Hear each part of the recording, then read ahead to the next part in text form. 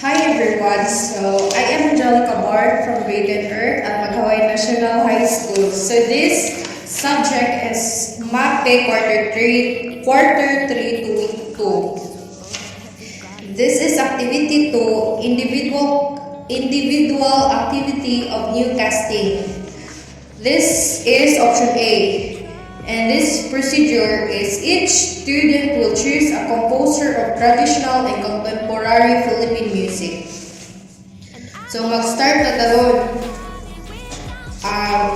Mauni siya ang akong gipili kay si George Canseco. So mauni siya.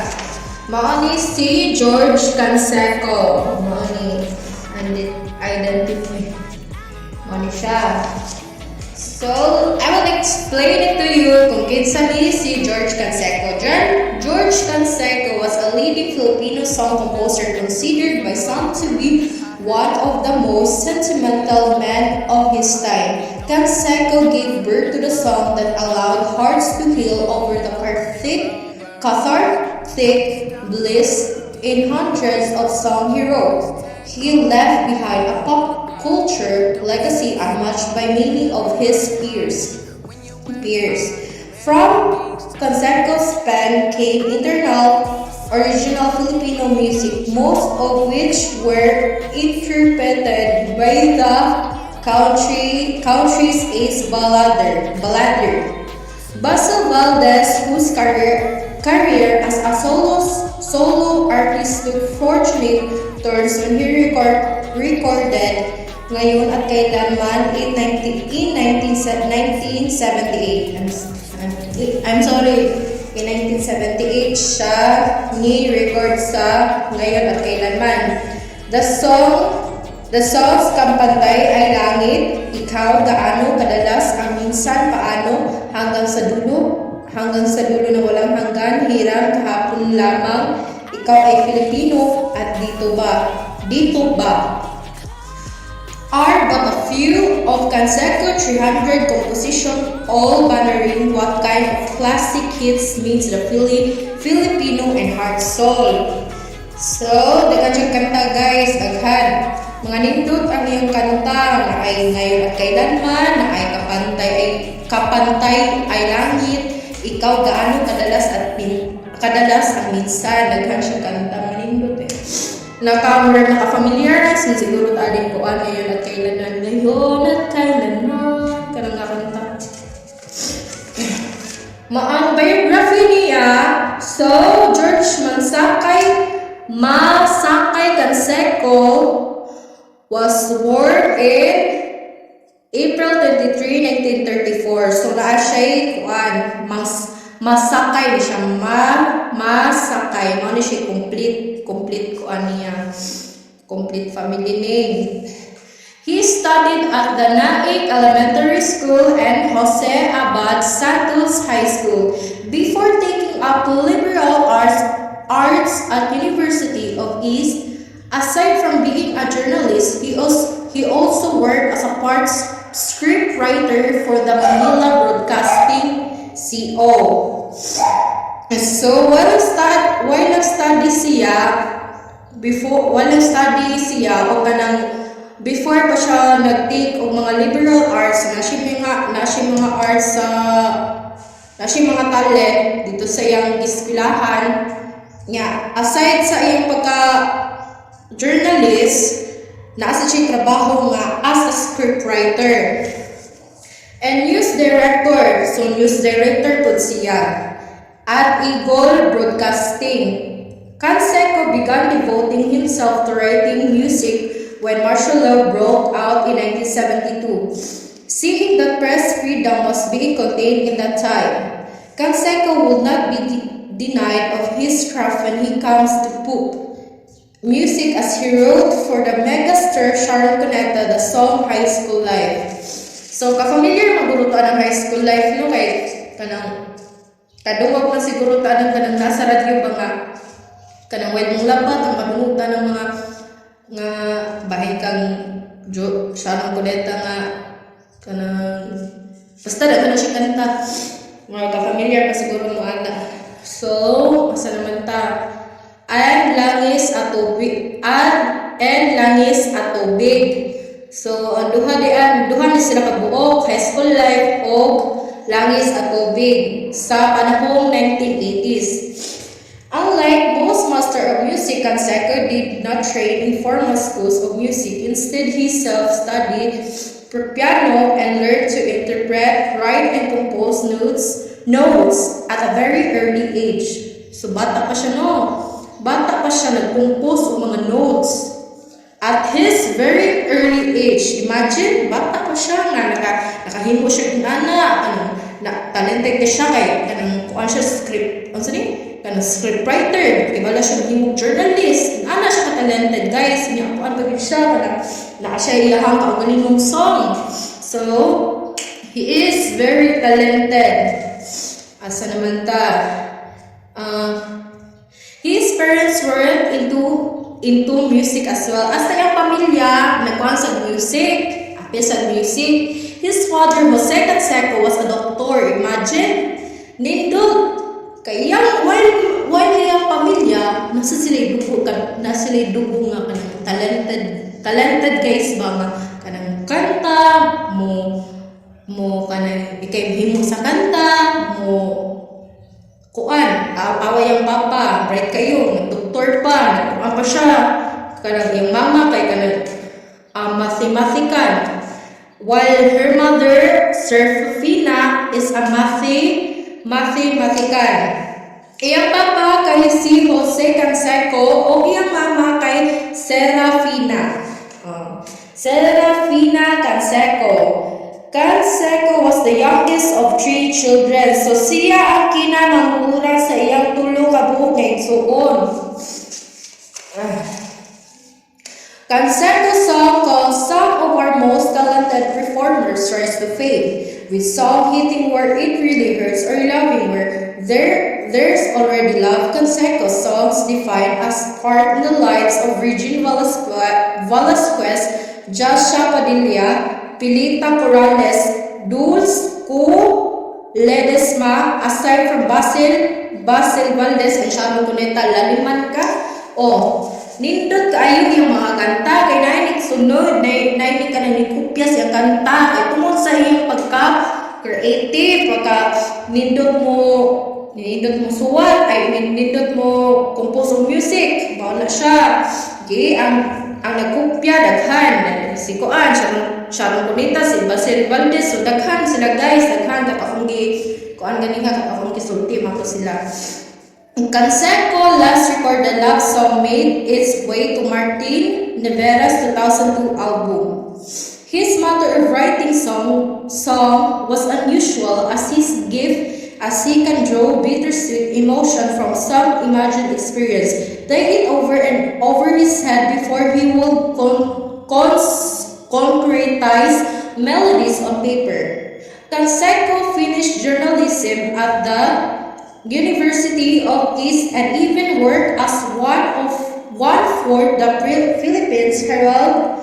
Balik ko na to. Canseco finished journalism at the University of the East and even worked as one for the Philippine Herald and Associated Press, where he was an editor. But his passion could be sustained by one art form, and that's music. He had the chance when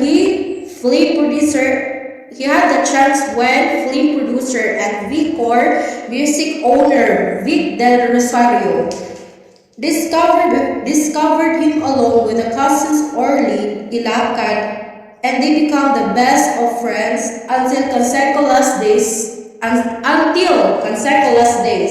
The composer went on work as vice president of Victor Music in the 60s and 70s. Canseco would always tell journalists that Del Rosario gave me my biggest break in the music industry. The producer's faith in Canseco craft had never worn, as Canseco was even able to fill in lyrics for other composers like Willie Cruz, Homer Flores, and Ryan Cayabyab. Thus, he went further from his own composition and joined expert hands with other composers throughout his time. Canseco became the president of the Filipino Society of Composers, Authors and Publishers, or PhilSCOP, in 1973. He won by a landslide in 1988. As a councilor in the 4th District of Quezon City, his very first composition was I'll Never Be Yours. He translated his second composition, You're All I Love. You're All I Love. You're All I Love, sorry. Into Tagalog, which became the theme for the E.T.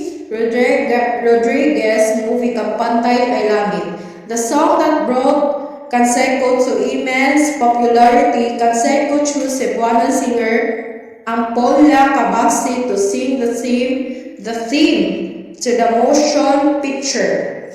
The following year, Canseco won the Manila. So, nadaog siya sa Manila. Asa naman tayo? Flimes Award for Best Song of the Year and Ditical trophies were awarded to George Canseco and singer Ampolla Cabasi from Cebu City. So nakadaog sila ni George Canseco o si Ampolla Cabasi sa Cebu City. From there, Canseco wrote Rain Kailangan Kita. Si Canseco kay nagsuhat o Kailangan Kita kung ako'y liwan mo, kastilyong buhangin, dito ba at langis at tubig. So murag maon naman siguro niya akong niingon ganiha. From Canseco pen came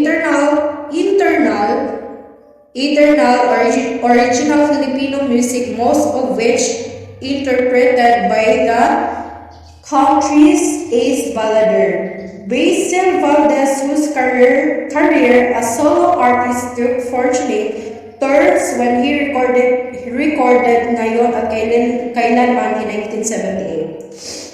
In movies, Canseco became musical director for films like Born Likes Queen, Pagputi ng Uwak, Pag-itim ng Tagak, Atsay, and Miss X, and wrote the most unforgettable movie theme song in Pantay Ay Langit, which was named Best Theme Song in 1971. The following composition all won Best Theme Song for Canseco from the FAMAS Award.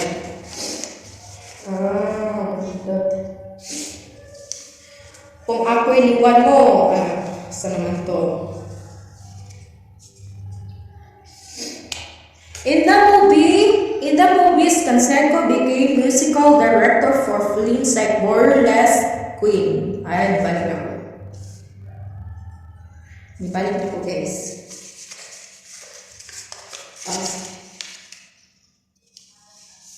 Other songs that earned him the best theme trophies are Hiram, As Sinasamba Kita, the latter of which was co-written Ray Valera. Daghan siya mga gipang-compose ng music. So, what is George Canseco best known composition? Canseco, who wrote more than 160 songs over the 3 decades, was commissioned by Imelda Marcos, the former Philippine First Lady, to compose the national tribute hymn, I Am a Filipino. The composer also worked as a cinema in music and earned award for the best musical score in various films. So dagan siya music, guys, over 160 songs. What are the lives and works of George Canseco? Aside from being a journalist, he also worked as a part-time scriptwriter for the Manila Broadcasting. So mani akong gingan ninyo, guys, na nag-journalist siya, nag-scriptwriter siya. So talented kayo siya. Nasa naman tayo. So, punta na. Is George Canseco a traditional composer or a song composer? The 20th century Filipino song composer lyricists include Levi Celerio, Constancio de Guzman, Mike Velarde Jr., and George Canseco, as they had produced a memorable output of traditional Filipino love song music for the movies and materials for contemporary arrangement and concert repertoire. So, daghan siya music, guys. So, mauni siya, guys. Mauni si George Canseco. Hindi na to kalimutan ang namo, guys. Mauni siya. So, daghan siya music, guys. Daghan siya music, over 160 songs, and he was a journalist and a scriptwriter. Nakadaog pa siya niya. Daghan pa kayo nisunod siya mga kanta. Si Ray Valerda, si Regine Velasquez, si Sharon Cuneta. So daghan guys, daghan ni kopya tungod sa kanindot siya mo-compose o mga kitungod sa iyang pagka-talented, guys. So, mga ni. So, guys, mga option A na to. Ang option B, sa sunod na to. Next video. Thank you, guys.